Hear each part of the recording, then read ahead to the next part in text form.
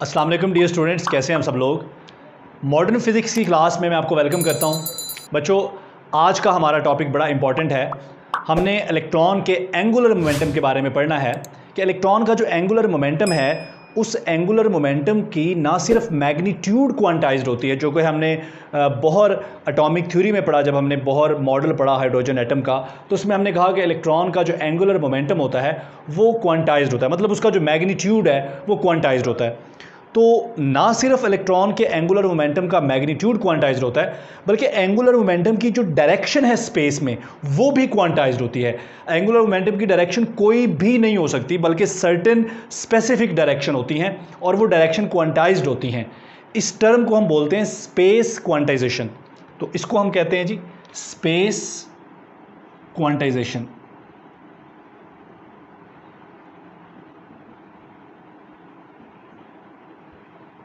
अच्छा जी, अब हम यहाँ पर भी बात करेंगे हाइड्रोजन एटम की, क्योंकि वो सबसे सिंपल एटम है।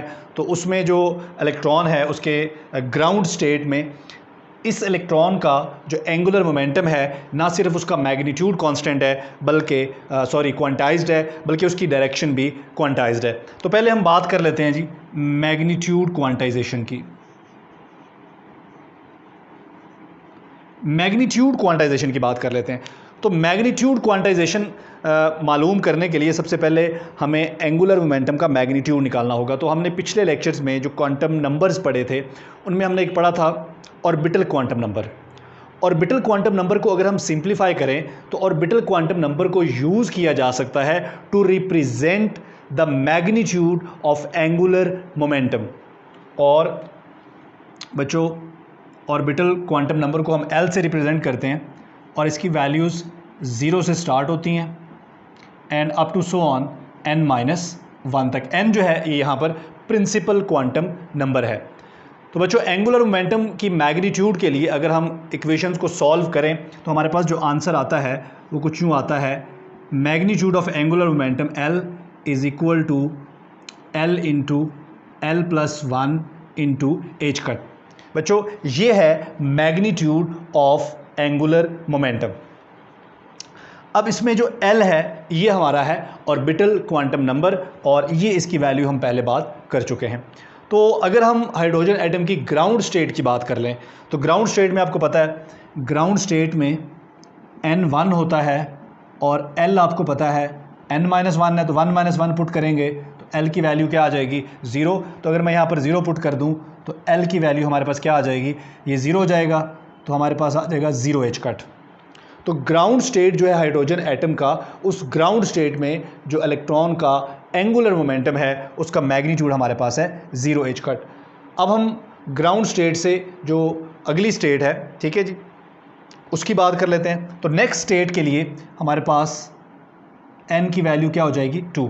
ग्राउंड स्टेट से जो अगली हमारी हाई एनर्जी स्टेट होगी उसके लिए n की वैल्यू हो जाएगी 2। अगर n की वैल्यू 2 होगी तो L की वैल्यू हमारे पास क्या आएगी, यहाँ पुट करें 2-1, तो बच्चों क्या आएगा, 1 का मतलब है 1 तक यानी कि कितनी वैल्यूज़, 2। 1 तक कितनी वैल्यूज़ हो जाएंगी, 2 वैल्यूज़ हो जाएंगी, 0 और 1। तो L की हमारे पास 2 वैल्यूज़ आ गई, 0 और 1। अगर 0 पुट करें तो वो 0 कट ही आता है, लेकिन अगर L की वैल्यू को यहाँ पर 1 पुट कर दिया जाए तो 1+1 बच्चों कितना हो जाएगा, 2, 2 1 ज़ा 2, तो L हमारे पास क्या आ जाएगा, √2 कट। इसी तरह से आप हर जो नेक्स्ट हाई एनर्जी स्टेट है उसमें आप n की वैल्यूज़ पुट करते जाएं, उससे आपके पास L की वैल्यूज़ आती जाएंगी और L की वैल्यूज़ जो आप यहाँ पुट करें इस इक्वेशन में तो आपके पास एंगुलर मोमेंटम का मैग्नीट्यूड आता जाएगा। तो बच्चों, ये मैग्नीट्यूड आप देख रहे हैं, इसकी वैल्यूज़ में ये h कट आ रहा है। h कट जो है इसको हम रिड्यूस्ड प्लैंक्स कांस्टेंट भी बोलते हैं और इसकी जो वैल्यू है हमारे पास h कट बराबर होता है h/2π। h हमारे पास प्लैंक्स कांस्टेंट है। तो बच्चों आप देखें, एंगुलर मोमेंटम की कोई भी वैल्यू हो वो h कट से मल्टीप्लाई होकर आ रही है, तो ऐसी वैल्यूज़ को हम कहते हैं क्वांटाइज्ड वैल्यूज़। अगर कोई भी न्यूमेरिकल वैल्यू किसी कांस्टेंट फैक्टर से मल्टीप्लाई होकर आती है या किसी कांस्टेंट फैक्टर का मल्टीपल होती है उसको हम कहते हैं क्वांटाइज। तो बच्चों ये देखें, एंगुलर मोमेंटम की हर वैल्यू में h कट मौजूद है, तो एंगुलर मोमेंटम का जो मैग्नीट्यूड है वो क्वांटाइज्ड है। अब हम बात कर लेते हैं एंगुलर मोमेंटम की डायरेक्शन की, जिसे मैंने कहा था कि हम इसको स्पेस क्वांटाइजेशन भी बोलते हैं। स्पेस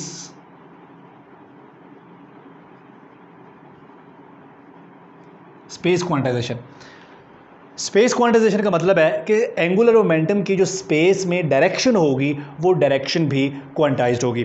बच्चों ये डायरेक्शन हम कैसे मालूम करते हैं? फ़र्ज़ कर लें कि ये हमारे पास है एंगुलर मोमेंटम वेक्टर और ये हमारे पास है जी एक्सिस। तो एंगुलर मोमेंटम वेक्टर और जी एक्सिस के दरमियान जो एंगल होता है थीटा, इस एंगल से हम एंगुलर मोमेंटम की डायरेक्शन मालूम कर सकते हैं और ये डायरेक्शन भी क्वांटाइज्ड होती है। बच्चों ज़रा देखते हैं, सबसे पहले हम इसका फार्मूला लिखते हैं, ठीक है जी, डायरेक्शन के लिए, और उसके बाद हम देखते हैं कि किस तरह से क्वांटाइज्ड है। तो एंगुलर मोमेंटम की डायरेक्शन जो है वो हम इस फार्मूले से निकाल सकते हैं।